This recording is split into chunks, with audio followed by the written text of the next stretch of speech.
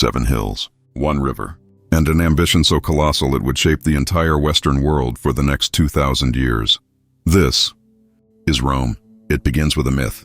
Twin brothers, Romulus and Remus, raised by a she-wolf, destined for greatness. They quarrel.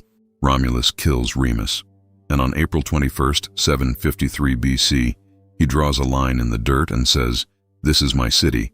Early Rome is nothing special. A small Latin village on the Tiber River, ruled first by kings, 7 of them, some wise, some brutal.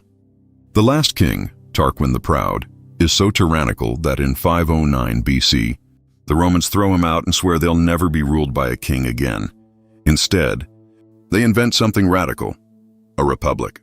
2 elected consuls, a senate, laws written in stone, literally the 12 tables. For the next 500 years, Rome builds itself into a machine. It conquers Italy, then Sicily. Then it runs straight into Carthage, a rival empire across the Mediterranean. The two clash in 3 brutal wars called the Punic Wars. Rome's darkest hour comes when the Carthaginian general Hannibal marches war elephants over the Alps and tears through Italy for 15 years. Rome almost breaks. It doesn't break. Rome crushes Carthage in 146 BC, burns the city to ash, salts the earth, and keeps expanding. Greece, Spain, North Africa, the Middle East. By 100 BC, Rome controls the entire Mediterranean. They call it Mare Nostrum, our sea, but power creates problems. The wealth flooding into Rome makes the rich richer and the poor desperate. Generals command armies more loyal to them than to the Senate. The Republic starts cracking. Enter 3 men who will decide Rome's fate: Crassus, Pompey, and Julius Caesar. The first triumvirate, an unofficial alliance of the 3 most powerful men alive. Caesar goes north and spends a decade conquering Gaul, modern France, sending back treasure and glory. He's brilliant. He's beloved by his soldiers. He's terrifying to the Senate. In 49 BC, the Senate orders Caesar to disband his army and return to Rome. He refuses. He crosses the Rubicon River, the legal boundary, with his legions. There's no going back. The die is cast: civil war. Caesar defeats Pompey. He becomes dictator. He's popular, reforming, and dangerous. And on the Ides of March 15th, 44 BC, 23 senators stab him to death on the Senate floor. They think they've saved the Republic. They've killed it. Caesar's death triggers another civil war. His adopted son Octavian battles it out with Mark Antony and the Egyptian queen Cleopatra. Octavian wins. In 27 BC, the Senate gives him a new title, Augustus, the revered one. The Republic is over. The empire begins. Augustus is a genius of optics. He never calls himself king. He's just the first citizen, but he controls the army, the treasury, and the courts. He is, in every real sense, Rome's first emperor. Under Augustus, Rome enters a golden age, the Pax Romana, the Roman peace. 200 years of relative stability. Roads stretch from Scotland to Syria. Aqueducts bring clean water to millions.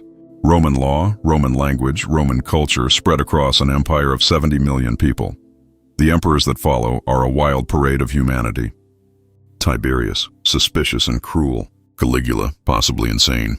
Claudius, underestimated but effective. Nero, who fiddled while Rome burned, or so the story goes. Then come the good emperors: Trajan, Hadrian, Marcus Aurelius, philosopher kings who expand and stabilize the empire to its greatest height. At its peak, Rome stretches from northern England to Mesopotamia. But empires don't last forever. The 3rd century is chaos: 50 emperors in 50 years, most assassinated. The empire splits, reunites, splits again. Plague, inflation, and barbarian invasions hit from every direction. Constantine stabilizes things in the early 300s and makes one world-altering decision. He converts to Christianity, transforming a persecuted sect into the official religion of the Roman Empire. He also moves the capital east, to a city he names after himself, Constantinople.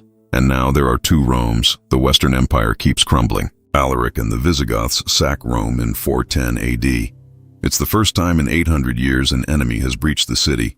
The shock is enormous. The end is near. On September 4th, 476 AD, a barbarian chieftain named Odoacer deposes the last Western Roman emperor, a teenage boy, ironically named Romulus Augustulus, echoing both the founder and the first emperor. He doesn't even bother killing him. He just sends him home with a pension. The Western Roman Empire is over. But Rome doesn't really die.